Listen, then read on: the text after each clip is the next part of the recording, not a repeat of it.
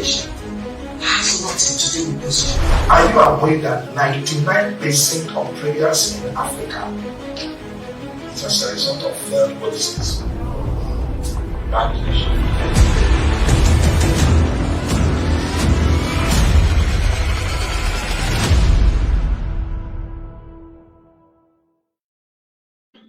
Hello, everyone. It's a beautiful Saturday morning, the 16th day of July 2022, and I am so excited coming back to your face this morning again.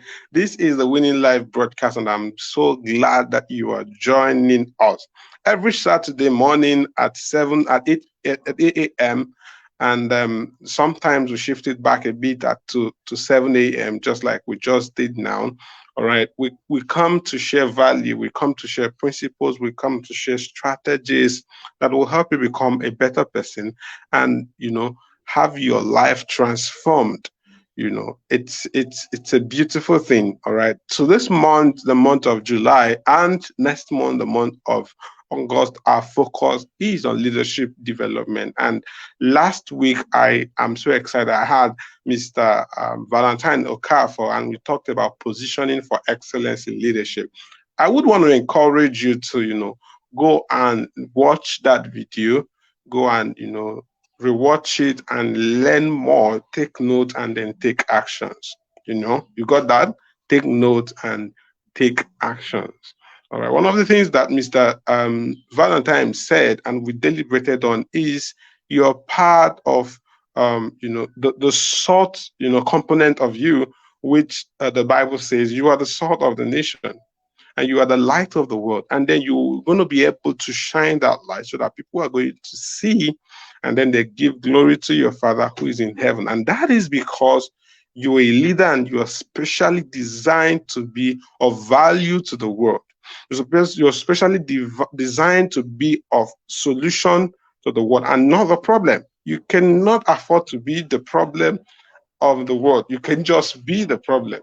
All right. So you have to position yourself for effective leadership. And we also talked about you, packaging yourself in a way that, we make you appealing to people. All right. Mr. Valentine said something. He said that that the first point of contact or the first point of people's judgment is what they see. All right. Not what you have, but what they see. So you have to, while you have the content, you should also ensure that the container is properly packaged so that people can be able to buy into the vision of the container. All right. I'm really so excited that this morning also, I'm joined in the studio by a phenomenal young man that I respect so much. And when I say I respect so much, I respect him. You need to see the impact that he's making all around him. You need to see the way he's raising transformational leaders. All right. When you see people who are doing what you're doing and who are also succeeding, you just don't have any other thing to do than to, honor and celebrate them. And I want to celebrate you this morning, Mr. Samuel Isiwu, and also thank you for joining my show this morning. Thank you so much, sir. Thank you so much. I really appreciate it. You're welcome. It's a pleasure hosting you, and of course, we know that we're going to be learning a lot from you. All right, Mr. Samuel Isiwu is popularly known as a leadership mentor. And I would want you that is watching us at this point to check him out and then follow him and see the great things that he is doing. He is the director of the Stylish Leaders Network. And of course, he's an alumni of the Daystar Leadership Academy. I want to say thank you for joining us. And I'm going to give you the platform to, 2-3 minutes, talk about our subject for today, which is leadership and mentorship, and then we will now continue with the discussion aspect. All right, thank you so much. Yeah, so Solomon, I call you Solo. That one is easier for me. Yeah, so I'm sorry also to the audience that you're not seeing my face right now. So just for a couple of reasons. Yeah, but can you hear me?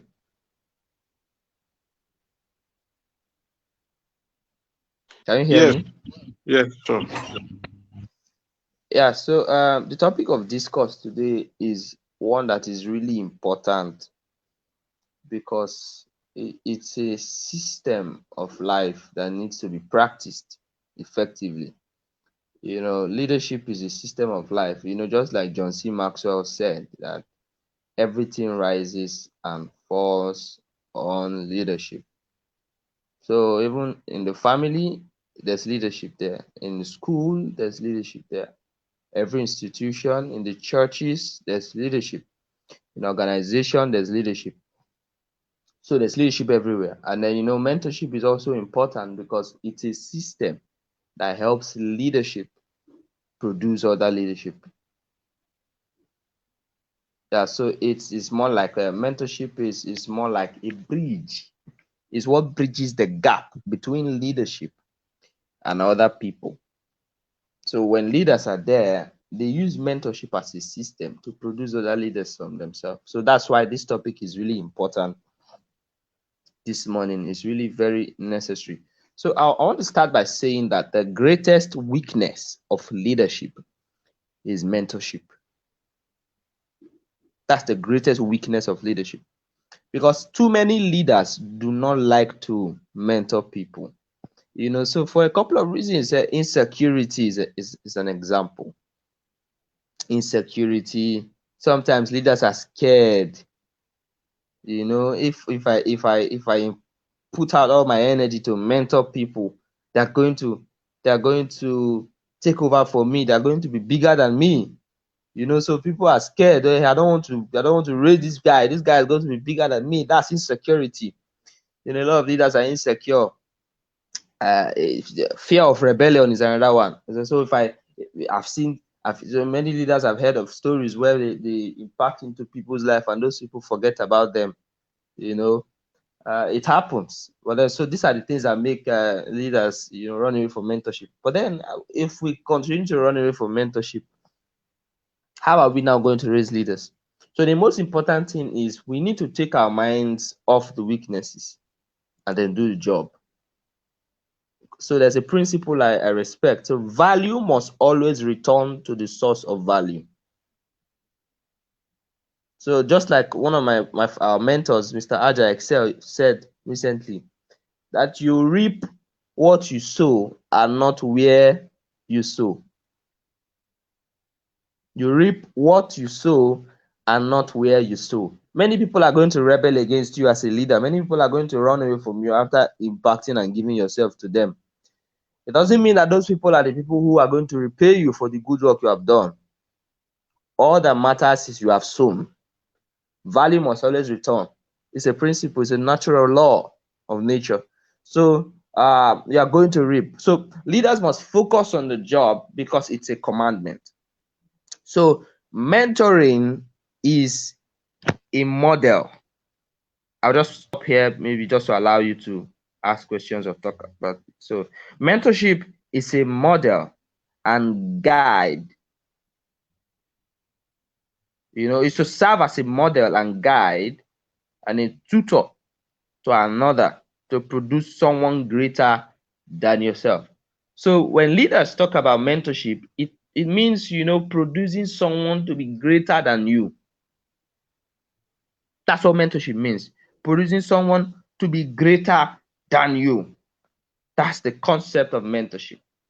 So leaders must understand that when we talk about mentorship, it says producing someone greater than me. How can I impact into the life of someone that can make this person bigger than me? That's the ideology of mentorship. So I think I'm just going to pause here.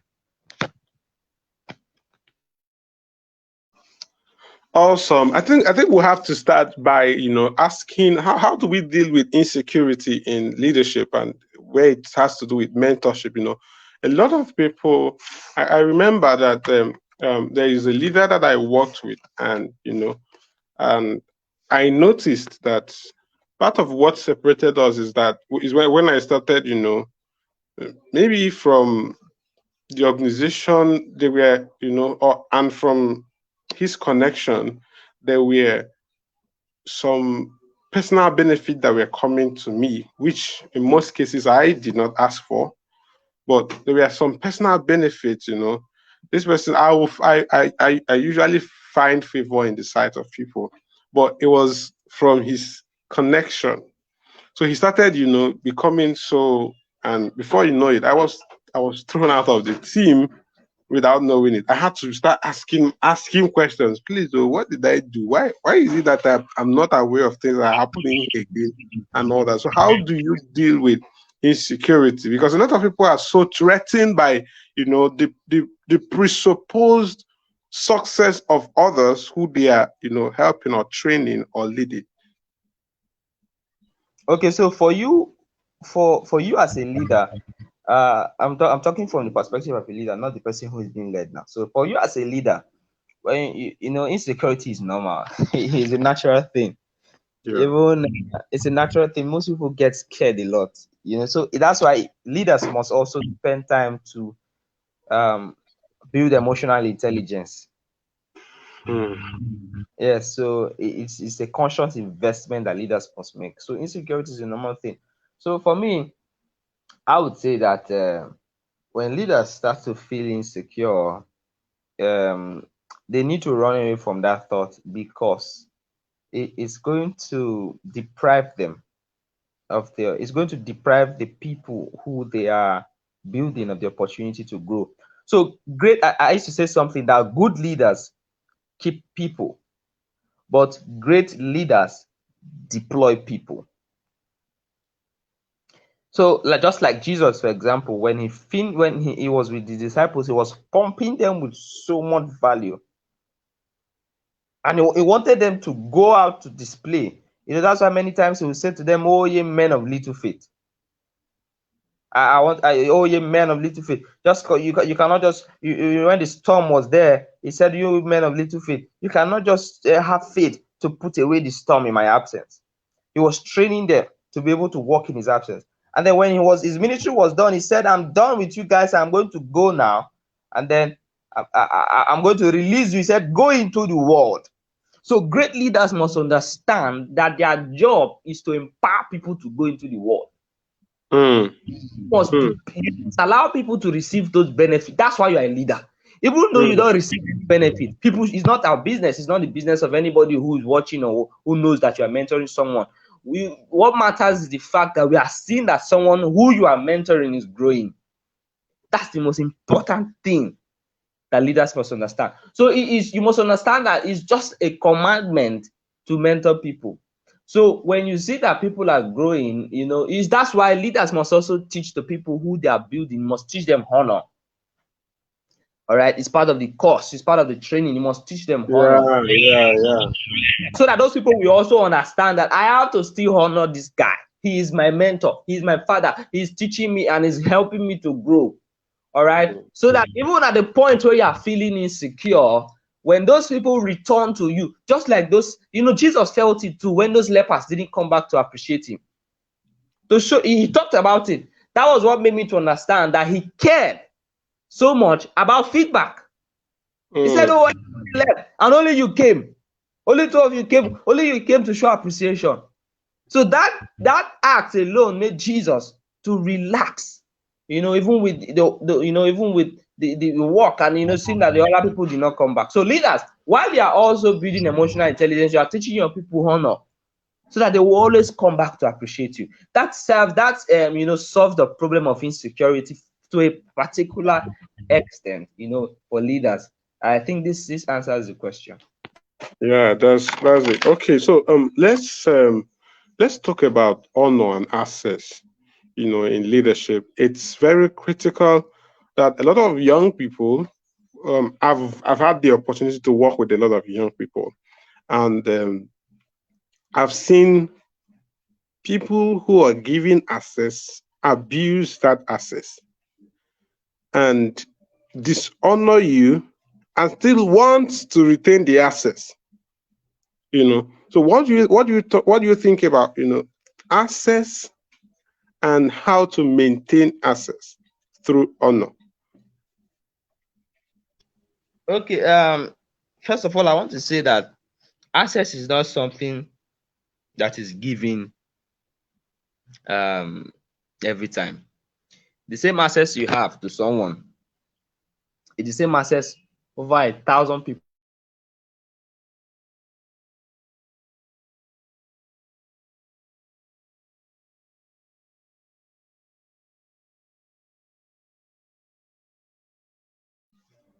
Hello. Hello, Mr. Samuel. Are you still here?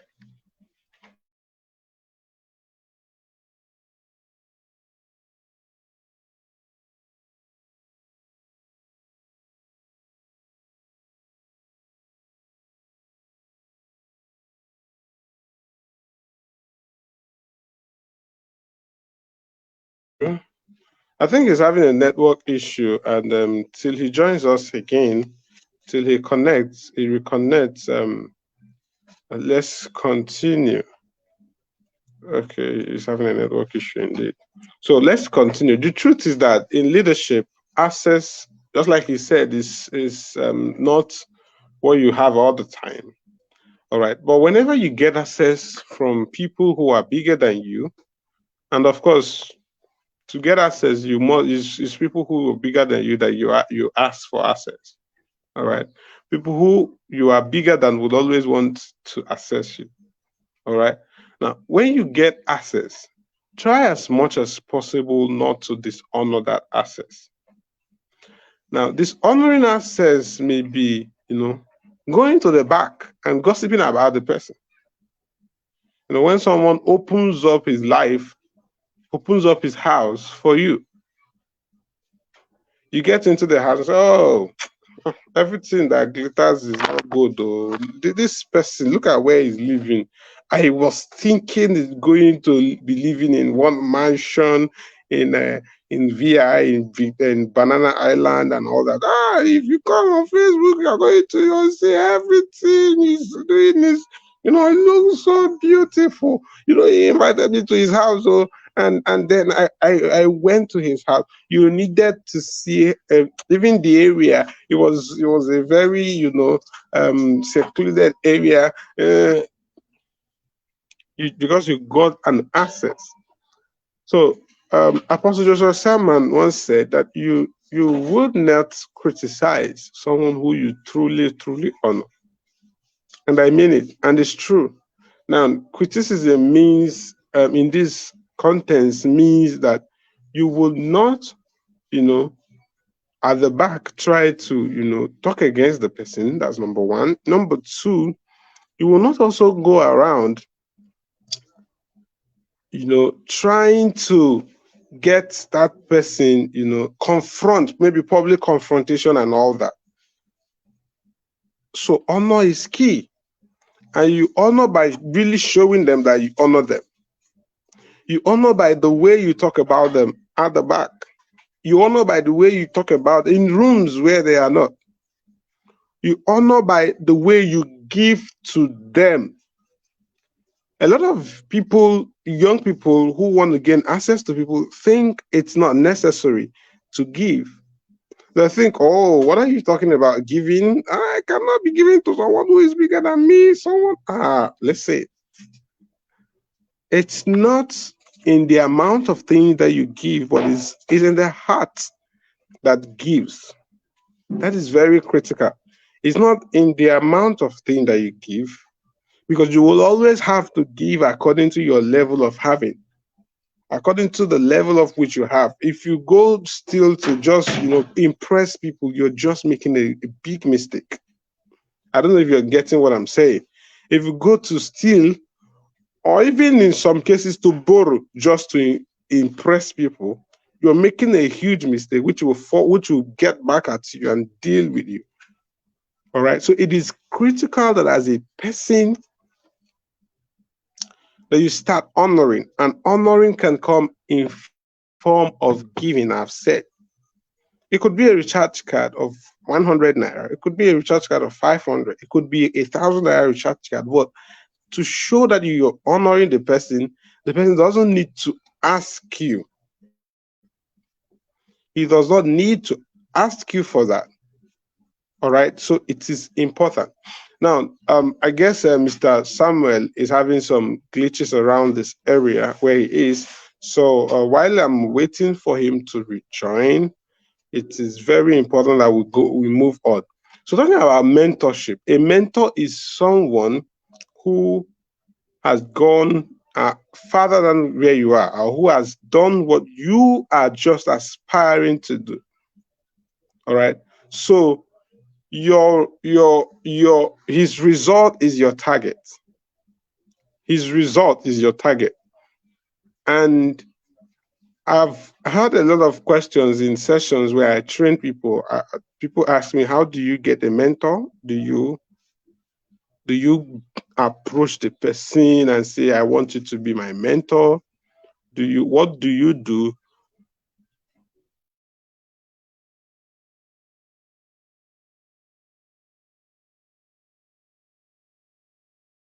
Do you do to ensure that that you get connected to a mentor? Now, to me, I would recommend that you show interest in him or her and what he or she does, and then you can get access from there. You can also go and say, I love what you're doing. I want you to mentor me. But what happens in most cases in this area, in this kind of request, is that they already have a lot of people that they are mentoring. They already have a lot of people that are are waiting to hear from them. A lot of people that want to be too close. In fact, a lot of people that are already close to them. So if you want to join that queue, then you're going to wait till eternity, because they're also human beings and they have only 24 hours, just like you have. So they cannot do more than they can do as human beings. They cannot do more than they have the capacity to do within 24 hours. So what do? Get into their lives, find a place of value and do what? And give value. And someone is mentoring you does not necessarily mean that there should be a formal agreement that I am your mentor, you are my mentee. No, there mustn't be. All the names, this is my mentor. I would love to introduce him to everyone as your mentor. No, no, no, no. You could have a very good relationship that you're learning from the person. He's teaching you, is available to you, but he doesn't call you mentee and you don't call him mentor. It's sometimes when people want to start formalizing all these things that things spoil. Sometimes when people want to formalize it formally, this is my mentor, this is my mentee, and then before you know it, issues start springing up, lack of honor start coming up, and all that. So it's critical that you can go ask for it. You can also get into their lives, and then they get into your lives through your act of service. I hope you're getting what I'm saying, through your act of service. And you can start honoring them with your substance even before the time. And I'm not saying you should bribe them. I'm not saying you should, buy them into becoming the people that you're going to becoming your mentors. No, I'm saying you should honor them. And when you're honoring, it's not like you're giving this to receive this. You're not giving anything to receive anything. You're giving from the depth of your heart because this person deserves it. This person has taught me even without knowing. All right. So it is critical, very, very important. So leaders should learn to mentor people. A lot of leaders hoard the things that they have. And by so doing, you don't have the multiplicity effect. You cannot,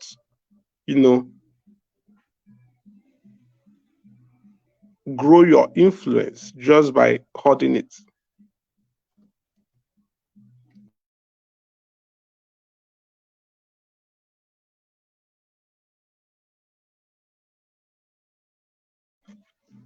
Your influence by just holding it, by having what what you have, you keep it to yourself. You remember what happened in the Bible? The story of the talents. Talents were given to people. One person got 3, another person got 2, the other person got 1. The person who got, no, it was not 3, it was 5. One person got 5, the other got 2, and the other got 1. The person who got 5, went and, put it into places and it multiplied. It doubled actually. The person who got 2, is it 2 or 3? The person who got 2 also put it into work and it doubled. Now the person who got 1 said, Master, I know that you are a man who loves to reap where he did not sow. Can you imagine the audacity? Can you imagine the audacity? So you have these leadership abilities and you can lead people effectively and you have that influence. And there is nobody that you're training. There is nobody who is getting what you have so that his life is going to be transformed and he'll be able to multiply his influence too. So I know you are the one who sows where you do not reap, or who reaps where you do not sow. So therefore, I had to go and bury, the seed. And hey, listen, anything that is buried, listen, pay attention. Anything that is buried cannot multiply. I don't know if you're getting the gist. Anything that is buried cannot multiply. Things that are planted can multiply because they germinate. If they are planted, they will multiply. But if they are buried, no, they do not multiply. When someone dies and you bury the person, do you expect him to grow from the soil again and come up, maybe multiple fold? So leaders who are not mentoring people to take after them are burying their abilities, everything, irrespective of the things that they have. They are burying them. And as they are burying them, that is how all those things are going to die with them. And they add to the wealth of the grave. I don't know if you're getting what I'm saying. It is very, very critical that you understand this. Anything you bury, just like that man took 1 talent that was given to him and he buried it. And when the master came back, he said, I know that you're a man who loves to take from where you did not sow. Therefore, I took the stuff and then I buried it. So that when you come back, it's going to be intact. If you don't have someone, 1, 2, 3, 4, 5, 10 people, depending on the capacity of your influence, that are learning from you and that are taking after you. And then when I'm talking about taking after you, I'm not talking about cloning. I'm not saying you should clone them. I'm not saying they should be cloned into who you are. Just like, someone will not say, I want to be like this person. And he will now go and learn how the person talks. He now changes his intonation to another man's intonation, changes the way his style of speech, everything. You could literally hear this person in this person. I said, wow, why? The way he dresses, everything. That's not what I'm talking about. I'm not talking about cloning. I'm not talking about getting another photocopy of a person. I'm talking about those people being their original, but they have influence. They share your influence and they multiply your influence. All right. In Nigeria, I've seen Dr. Sam Adeyemi do so. I've seen Bishop Onyedepo do so. What's the name of this man? This UBA man. I'm trying to remember his name. I even saw his post this morning. Tony Elumelu, I've seen him do so. And so many other people. So who are you? Who is gaining from you? Who is learning from you? And who is going to become a better person and share your influence multiply your influence because they learned from you. Who? A lot of leaders, they want to enjoy the fame alone. So they feel like if I start bringing this person close, the person is going to learn all my strategies and he will implement it and he will speed up and become better and bigger than me. And that is not a problem if anybody becomes better and bigger than you. It is not. It is insecurity that will make you feel like, oh, if he becomes better and bigger than me, that means that my stay or my place in the scheme of things is limited or is becoming over because people. Oh, no, no, no, no, no. Everybody, we have our space. That person who you are training, who you are mentoring to become a better version of himself, if he truly becomes a better version of himself and not a clone of you, he will not take your place in the scheme of things. I don't know if you're getting what I'm saying, but if he becomes a clone of you, then you are two already. When they want to invite someone to speak, they say, is it that this person or this person? This person, all two of them are the same. He talks like him, they talk like each other. Two of them are the same. So invite any of them. He can take your place in scheme of things.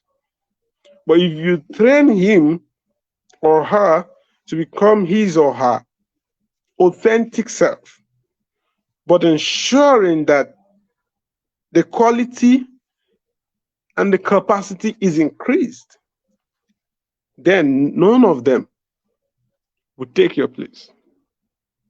I don't know if this is clear enough. So I want to round off by saying that leadership and mentorship, they are very vital things that can change a person's life. If you're a leader, please start mentoring people. If you're following, please start, getting mentored.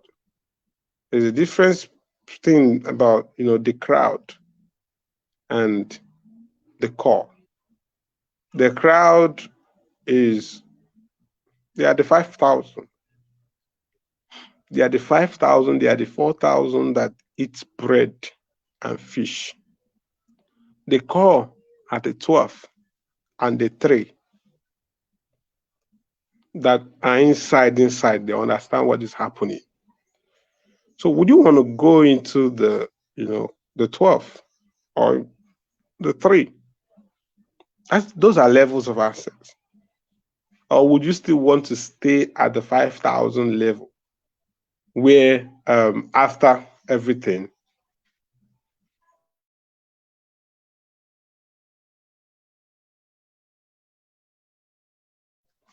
or would you want to stay at the 5,000 level where once there is no fish, you want to go? I have to answer that question. Once the fish and the bread is finished, you want to go because you're expecting that your leader should do more miracle or maybe magic. And when he's not forthcoming with that, because he wants you to be trained so that you obey principles and not wait for miracles. When that is not forthcoming, you want to go. Where are you? Where are you? Is a very critical question that you must answer to yourself. All right. With this, I want to end, and then I want to say thank you so much for joining for the Winning Live broadcast this morning. It's been an awesome time, learning about leadership and mentorship, and I'm so glad. I sincerely appreciate my brother Samuel Isiwu, who joined this morning, to share a few thoughts of his. But next week, Saturday, there's only 1 week today, I'm going to be bringing you a topic here on the Winning Live broadcast titled the tripod, the excellence tripod. And it's going to be an amazing time. I'm going to share with you on the tripod where excellence stands. Excellence is standing on 3 legs. And let me not spill it. All right. Let me wait for Saturday. And that Saturday also is the Leadership Rebirth Conference, and I'm so super excited. I've been looking up to these dates for 1 year now. I've been looking up to these dates for 1 year now, and I can't wait to have you at that conference. It's going to be an amazing time. We will learn, we'll grow, we'll become better, and our influence is going to be increased. I would love, to see you there. I'm going to be playing the video of that, and then I would really, really appreciate if you register and attend. God bless you. Leadership has nothing to do with this.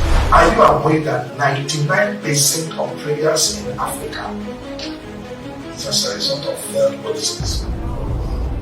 Bad leadership.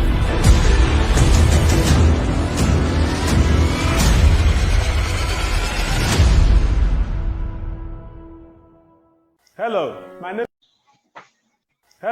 my name is Solomon Chimaechi Okeke, and I am the convener of the Leadership Rebirth Conference that holds annually. You will agree with me that leadership is a very vital aspect of human existence that we must look into. If there is no good leadership, then people cannot function effectively. Leadership starts from personal to family, to organizational, to the society, and to the world at large. That is why we must pay attention to leadership, because our life depends on effective leadership. Over the past 5 years, we have, through this Leadership Rebirth Conference, strengthened leaders by helping them develop character, competence, and courage to lead effectively, build capacity to cause transformative change in their spheres, become purposeful and visionary in their approach to leadership. This is me extending a hand of invitation to you for the Leadership Rebirth Conference 6.0.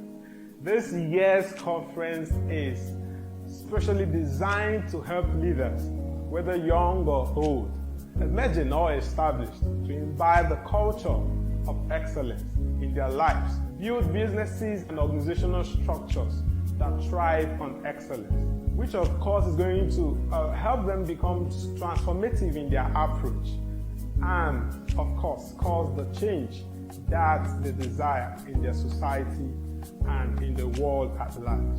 It's going to feature 6 plenary sessions, 8 breakout sessions, networking and business growth opportunities, and as well transformative fun experiences. If you are a leader or a leader in the making, I bet you there is no better place to be on the 23rd of July 2022 if not a Leadership Rebirth Conference, because this is going to be an opportunity where leaders from different parts of Nigeria are going to converge to learn how to operate in excellence and achieve their leadership success and even personal success.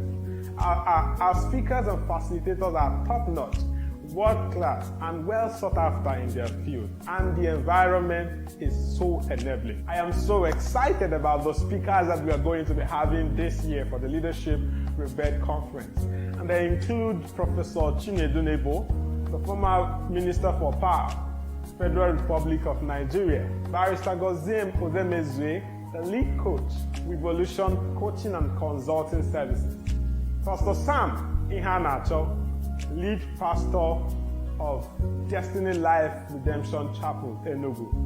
Mr. Ben Nnam is also going to be there. He is the president of Field Fees Group Limited. Ambassador Gideon Okeke will also be there. He is the international president of the Impact Field Global Youth Initiative. And yours sincerely, Solomon Chimaechi Okeke, your convener. Leaders are born, I believe, but exceptional and excellent leaders are made. Join us at the Leadership Rebirth Conference 6.0 to find out how you can become an excellent and exceptional leader. You cannot afford to miss it. Just ensure that you register with the link that is on the screen and get ready for a shift in your leadership and your personal life. Don't miss it.